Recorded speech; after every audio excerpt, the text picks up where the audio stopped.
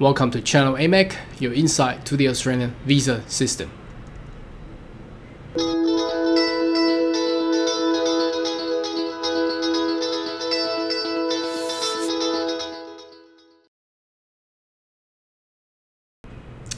Good day everyone, my name is Kao Yang, your online YouTube visa consultant.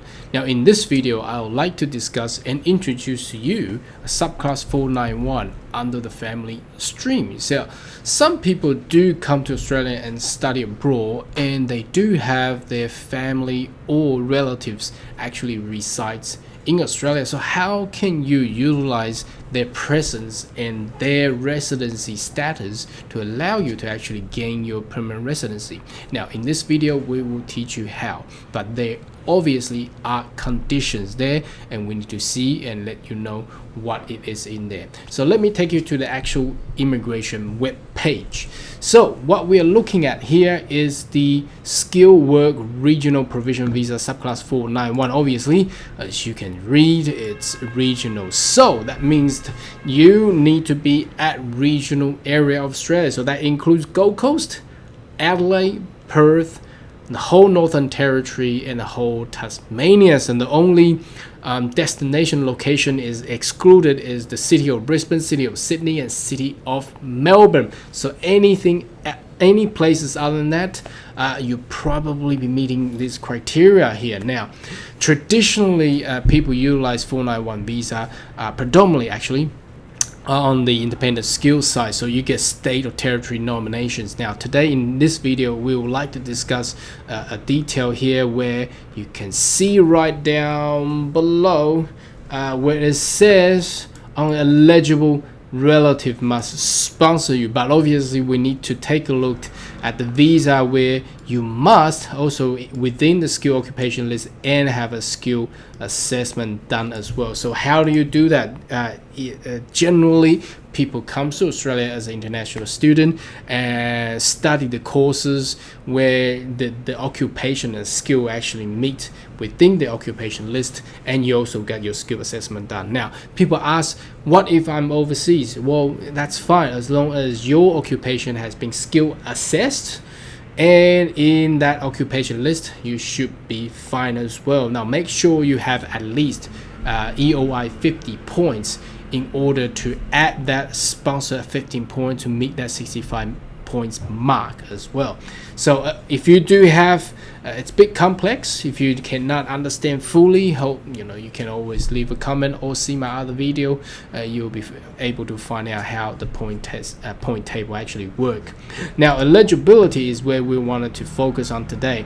Now obviously you need to be nominated or sponsored. So the state or territory can nominate you, but they cannot sponsor you. I don't know why. The only people can sponsor you is your relative. It's a bit wordy here. So I think that both of these words, the meanings in this regulation is exactly the same. I don't know why they wanted to separate that anyhow. So you can be nominated by the state or territory government agencies, but what we're looking at here today in this video is that if you do have an eligible relative living in Australia, maybe they can help you out to migrate too. Now they are obviously conditioned, that's why they called it an eligible relative. It cannot be, they have some condition and criteria there too. So let's read on that. So the sponsor has to be 18 years old or older. They are usually, now that's quite how the policy actually dictates. The meaning of that is usually resident in designated area of Australia. You have to, the best practice is to prove that your relative, the eligible relative, permanently stays or live in designated area of Australia for already 24 months. That's an easy way to do it.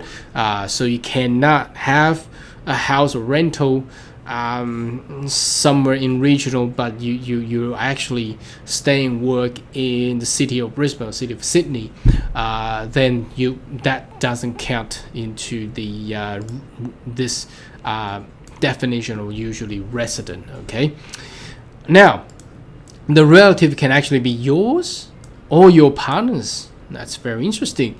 So they have to be obviously Australian citizen, Australian permanent resident, or eligible New Zealand citizen. Now, an ineligible New Zealand citizen, the definition is that this New Zealand citizen has already resided and came into Australia before 2001 or 2. Anyhow, they have been there at least like 20 years somehow. Okay, now who can actually sponsor you, not nominate you, sponsor you? Okay, parent, child, stepchild, brother, sisters, adopted brother, adopted sister, stepbrother or stepsister, your aunt or uncle, okay, adoptive aunt or adoptive uncle, nephew, niece, adopted nephew, adopted niece, grandparents, and your first cousin. So first cousin basically will be your brother, sister of your parents and their kids, okay, and they are permanently resided with a permanent residence or Australian citizen status in the designated area of Australia. So that's a regional area. Now they have to be there at least 2 years in order to be approved. As you can see, we must approve your sponsorship before you can be granted a visa. So they need to, so government obviously need to check the status of where they live and where they work in order to actually give you this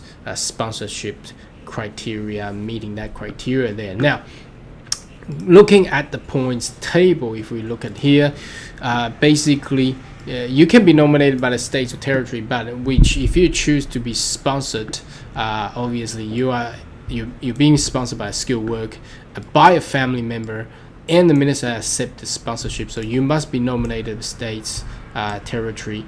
For sponsor applicant, provide your sponsorship have been approved, you may be eligible to do that. So information about sponsorship or nomination, you can also click on that. So basically that adds you another 15 points. So if you're an international student graduated in a regional university in Australia, generally you'll be very easily, obviously you need to at least have IELTS 6, that's a competent English level.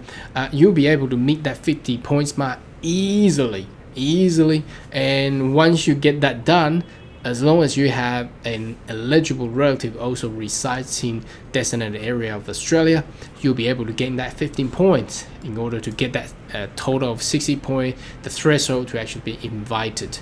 Now let's take a look at the invitation round. The only drawback here, I must say, is the let me just put that in the center here. Now the only drawback here is the not this, I think it's the numbers. Okay, here we go.